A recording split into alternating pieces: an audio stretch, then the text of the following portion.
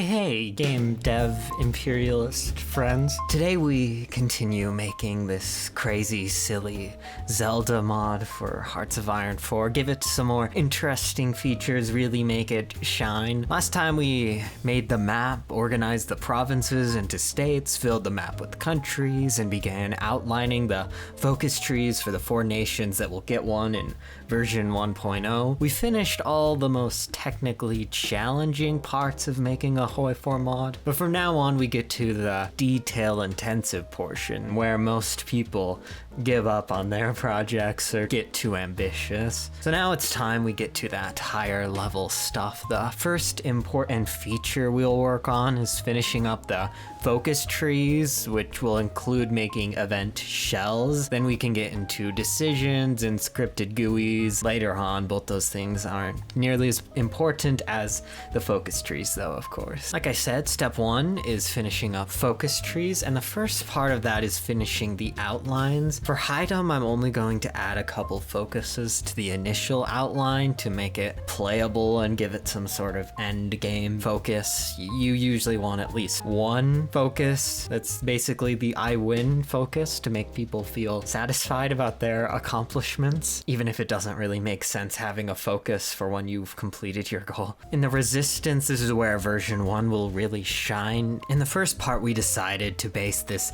Zelda parody mod off of A Link to the Past, and here's where you'll more or less be going through the steps of A Link to the Past. After you do the initial setting up the country focuses and the kingdom AI kicks off the events that start the game, your first step will be invading Eastern Palace. Following that, you'll have 2 options: the path followed in the game, the equivalent of a historical focus in vanilla HOI4, or an alternative path where instead of the hero doing their thing, a massive battle is fought to overthrow Aga the hard way. Either way, once you finish that, you'll rush to defeat Aga. You'll flee to the Dark World. The hero then can do the historical path again to go defeat Aga in the Dark World, or you can prepare for the next eventual incursion by the Dark Pig V's forces. Yeah, I know, a cool plot behind our story, having this pig with a 1-letter name, because everybody knows that 1 letter is scary. The palace grounds will have the smallest focus tree. Theirs will follow a short series of events, concluding with the Armus Knights being corrupted by dark powers in the palace. In the future, if I continue to work on the mod, alternate paths and endgame paths would be added, but for now, their focus is just a means to an end. And for the Feather Republic, I just added a capstone focus. And for making these focus trees, it seems like there's a lot of stuff I have to do in this text file here, but if you look closely, a lot of it is just copy pasted, repeated. Now we'll be moving on to adding the effects to the focuses so they actually do something instead of just look pretty. The first focus in the kingdom tree will be an event, so we'll set up an event file here. We'll give it a namespace too, which functions only to easily identify what country an event is associated with and call the event. It makes it nice so then you can have events 1 through 100 for Germany, events 1 through however many for France, and you don't have to share the numbers between every specific type of event. Now we'll add an effect to the first focus to fire the event that we just made. We'll do the same thing for the second focus too, and then give more basic effects to other focuses in the tree. Of course, some of them will do simple things like add stability, war support, add political power. To give it some more life, we'll make sure to construct buildings, mess with national spirits called ideas in the code, and make focuses that unlock decisions. Before we do this, we'll need to make the starting ideas, and then we can make a focus that swaps out a negative starting idea for maybe a less bad or even good version of that idea. As you can see here, we'll create Aga's initial leader traits too, and then we can add an effect to the outlaw, the council focus, that gives him a new trait. Now you can probably tell there are quite a few things that separates this from your finished focus tree. One of the 2 main things you can probably notice is that there are no spaces and capital letters. Maybe this is slightly annoying. Maybe this infuriates you. Either way, we're going to fix it. The focus ID also serves as a key for the focus name. So if we make a separate file, we can link a string with that key. And we'll be keeping focus descriptions empty for now. It takes a lot of work writing those, and that is what I personally consider to be the least important part of making a HOI4 mod. Now refocus on the tree itself looks nice, but still the events and ideas are missing localization. So it's time to move over to doing that. And there are some effects that don't display messages, like unlocking ideas, so we need to make custom tooltips for those. It's a little more complicated, but nothing crazy. All the weird symbols in this just have to do with icons and color. And now everything looks beautiful. Well, there may be one too many of these question marks on the screen right now, and it's kind of hard to tell what's going on just by looking at it if everything is just a question mark. It's hard to remember where things are, you can't get as much information just by glancing at it, so it's time that we fix that. Well, I kind of forgot the most important one. Someone downloads a mod from the Steam Workshop and then sees that all the focus trees look like that, there's a good chance they quit playing it right there. So, in a perfect world, every focus would have its own completely unique background, but as long as every focus is unique, that's already above and beyond what most mods that change the focus trees do. I usually go with 3 for my magic number of unique backgrounds, but that changes depending on how big and how important the focus tree is. And these backgrounds will also fit in nicely for the other item, the item resistance. I'll change it up a little bit, but these will be nice and reusable ones here. The Palace Grounds and Feather Republic will need their own completely different backgrounds though, so we can't quite reuse these for those focus trees. Oh, and I fixed the color scheme for this third one too, so it fits the blue and gray theme we have going on. Now we'll make some assets for the focus icons. First of all, the leaders will be made into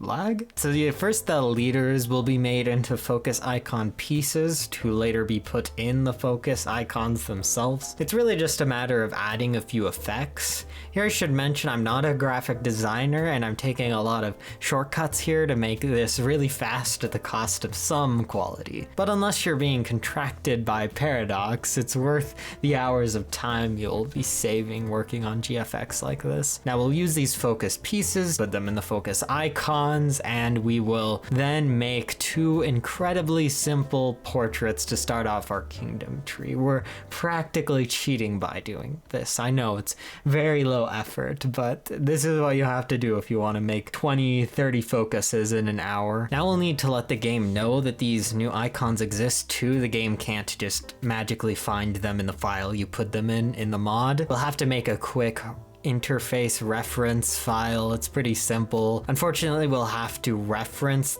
each file 4 separate times throughout 2 different chunks of code, since a focus icon not shining and a focus icon shining are saved separately. You know, that glow effect that appears when the icon is available. Oh yeah, I didn't know it existed either until I started modding. And look at that, we have a cute little focus tree here. Still needs some polishing in terms of effects and descriptions, but this is great for now. And it's really easy to improve the art later on, like we don't have to go change the reference file or anything. Now we just have to do the exact thing 3 more times or 20 more times if we eventually want to make a focus tree for every country. I guess now we'll move on to the largest focus tree and the most important one, and don't worry about this, it's just a phase. I would do this one first, but this tree is dependent on things that the first tree does, so we kind of had to do the item tree first. But this one will be the cream of the crop, our main focus tree, the one where you can follow the historical path, and we'll want to make it extra shiny.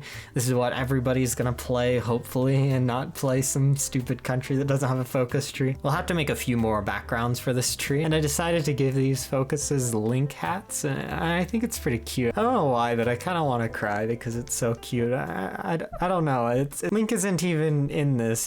He's named Bridge, and he doesn't even wear that hat, and it's just kind of nice. And before we move on to making all these these icons with these backgrounds, we first need to go back and add effects to the focus tree, just in case we decide to change any focus names. We don't want to have to go to the localization file to change the name and then go into Photoshop to change or remake the focus icon completely. So yeah, a lot of nice progress to this mod here. Of course, the thing we have to note is it's not as visible, the progress we made. In the first episode, we went from nothing to this map here with all these countries, and this time it doesn't really seem like that much changed. I think this is a big reason why a lot of HOI4 mods can get to this point in development and then the devs give up, because the visible changes are less obvious. Of course, we finished making a couple focus trees, but even though it was about the equivalent amount of work, honestly, there's not that much change that you can visibly see, and